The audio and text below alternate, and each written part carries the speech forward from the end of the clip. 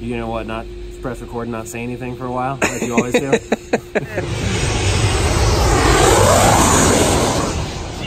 That was insane. Yeah, all day, every day. Long Beach Airport. All right, so I'm Corey Keen.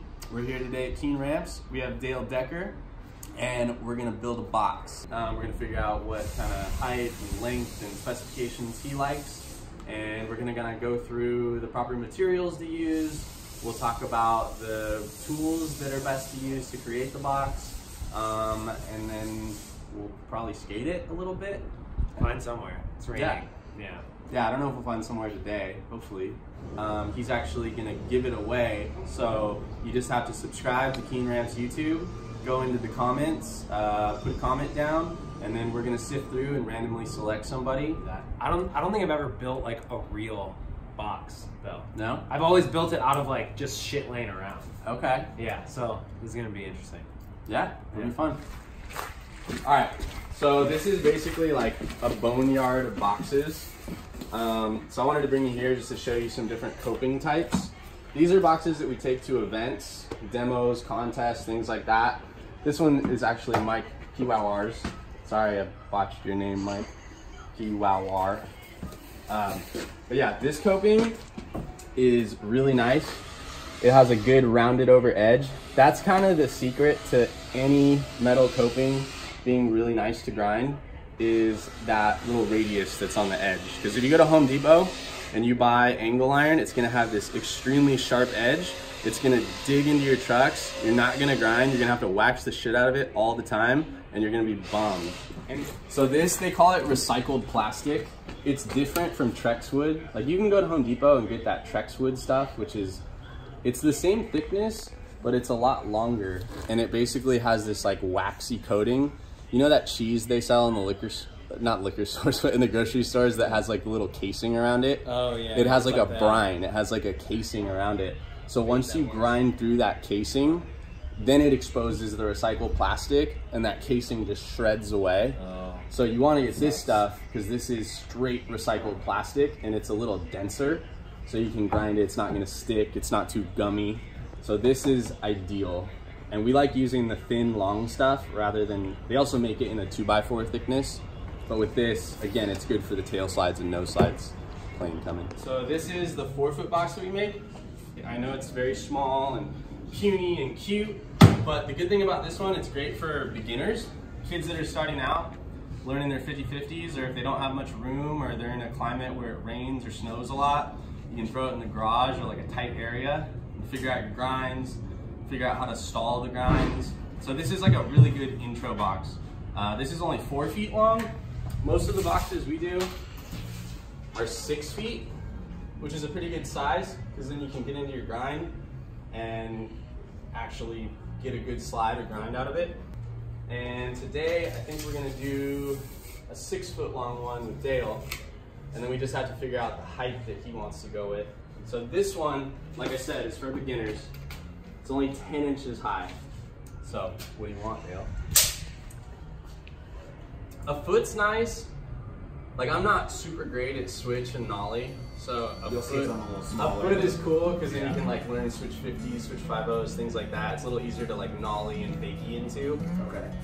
Yeah, a lot of ledges out in the streets, you know, planter beds might be like 14 to 16, but obviously this is for home and you're not trying to get too crazy. Let's do a 12-inch. Yeah, 12-inch. Yeah, I feel like that's good. Okay. Yeah. So we'll do 12 high, 6 foot long, and then on the width, the kind of standard width we do on these is 19 inches.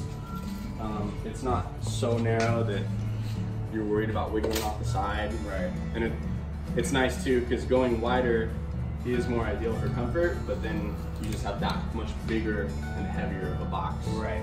So more mobile. Yeah. What makes this box a good box compared to anyone else who can build a box? So this is 1/4-inch birch wood here, and then underneath it you also have a layer of 3/8-inch ply. So it's kind of annoying to put on 2 layers. Most people, when they make something, they're gonna do 1 layer. Yeah. And they're gonna just use the plywood that they find at Home Depot or Lowe's, right? And that stuff, it's called CDX grade. It's like a construction grade of plywood. It's the same stuff they slap on walls before they put stucco and stuff. That stuff that's like pieced together. That's particle board. Oh, okay. I mean, we use CDX, but we use it as an underlying layer for support. So like this, it's not pretty, it's thin, it's only got these 3 layers. This is what people will put masonite over top of. Yeah, exactly. Or they used to. And so this wears away super fast, and even if you paint it and it looks good, it's still not gonna last nearly as long as this stuff. So this is Baltic birchwood. It holds up really well in weather compared to most woods, even untreated. So if you paint it, that's just that much more of a bonus. Dude, yeah, because this shit will like, this gets destroyed in snow and rain. Exactly. Yeah. So we're gonna start with 3/4 inch ply for our sides. That's gonna connect the ribs. So we're gonna cut this sheet down to some thin strips, and then we're gonna drill it, and then we're gonna attach ribs, and then we're gonna put ply, and then we're gonna put birch, and then we're gonna put coping. That's pretty much everything. But yeah, we're gonna start with this. We're gonna cut it on the panel saw. I know most people don't have panel saws, but you can use a circular saw, skill saw. Pretty much just snap a line, draw it with your pencil. What are we going through here? Set the edge right into there. That one. And then slide it down. And there's a little tape measure in here. So 2 feet. So we're gonna do a 6 foot long box. So we're gonna put this at 2 feet there. All right. And then it's fire.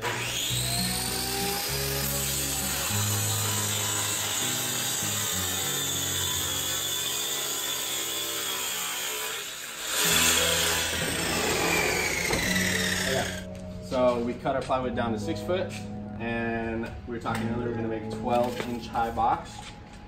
And we talked about how we're gonna use 3/8 inch ply and birch. So that's 5/8 of an inch in total of the surface. So basically we want our sides to be about 11 3/8, right? To lock it in. And then we turn this to there. God, this thing is amazing. It's pretty sick, huh? Yeah. So I just turn this on and push it through? Yep, so just flip that switch. This down or? That way.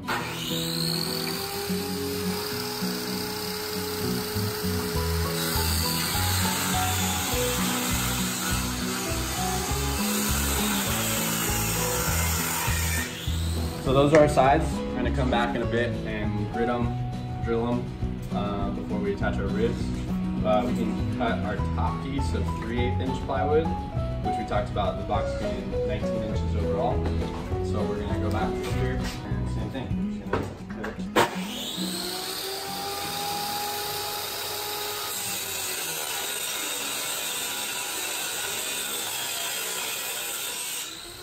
Give ourselves some little grid lines with a square and a carpenter's pencil.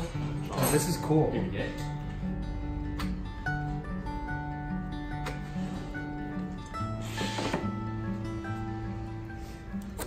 Nice. Good form. See that? I got a good form combo in. You see that, Brian? Mm-hmm. So that's pretty much all the studs. So we got 1, 2, 3, 4, 5, 6, 7, 8. So we're gonna cut 8 2x4s. So we're at the chop saw. We got it set to 16.5 inches with our little square device here. And we're gonna cut 2 at a time, just to save a little bit of time. Oh, we're not plugged in.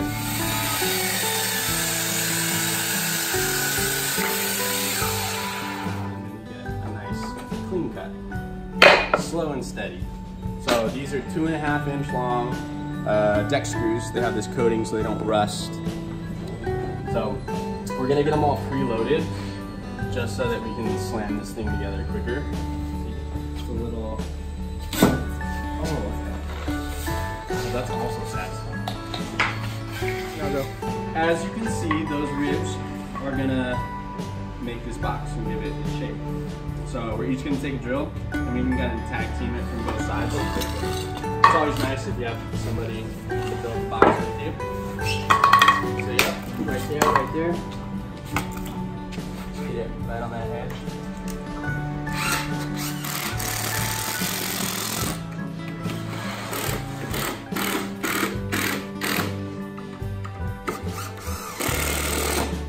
We got our frame.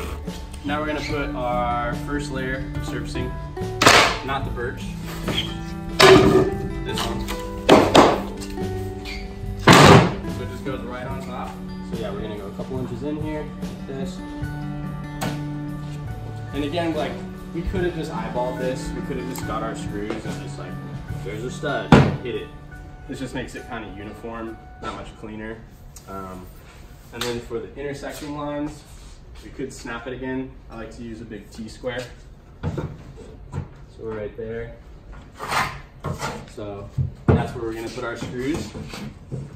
Just wherever these little hash marks are. Oh, boom, boom. Dale did a beautiful job sinking these 1 5/8" screws. Now we're gonna do our top layer of birch. So we got one 4-foot piece, and we got one 2-foot piece. And so just kind of line that up again. Our coping is gonna go on this side, so this is the side you want to be super flush. Okay. Okay, so now I'm using the T-square again to give us our hash marks. So the T-square is just basically holding it straight. And then I'm doing marks for everywhere that I want to do a countersink and a screw.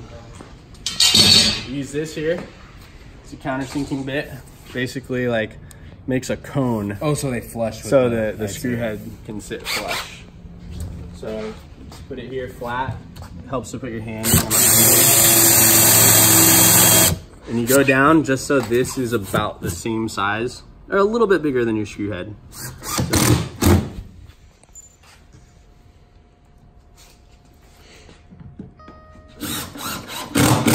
Okay, so now we pretty much have a box. We have a manual pad. We just don't have coping. So I went to the boneyard where we were earlier, and there's all those used boxes. So I just grabbed a piece at 6 foot that's ready to go. So I'm just gonna tilt it on its edge. And then, like we talked about before, we wanna have that 1/8" bump on the top. So just kind of identify where you want that, Dale. So I got my 1/8 over here. I got mine. You got an 1/8 down there. It's in here, but approximately, yeah, give or take. And then we're gonna use these, and then we're gonna tack it down.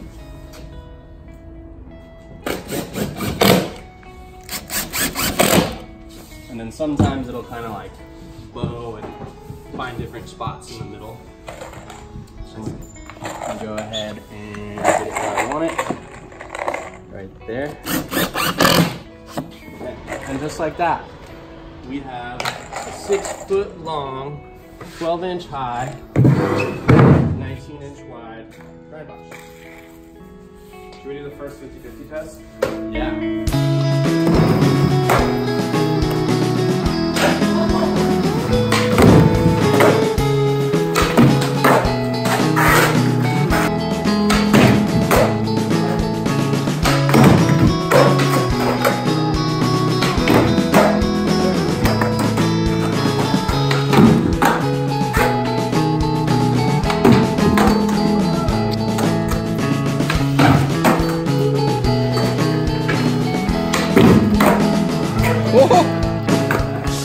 Hey, I've never seen you do that.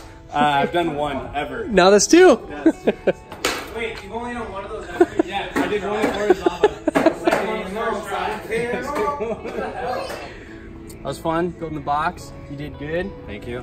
Your construction skills, I give them like a B. B, that's nice. For a first time. It's like 80%. You built stuff before?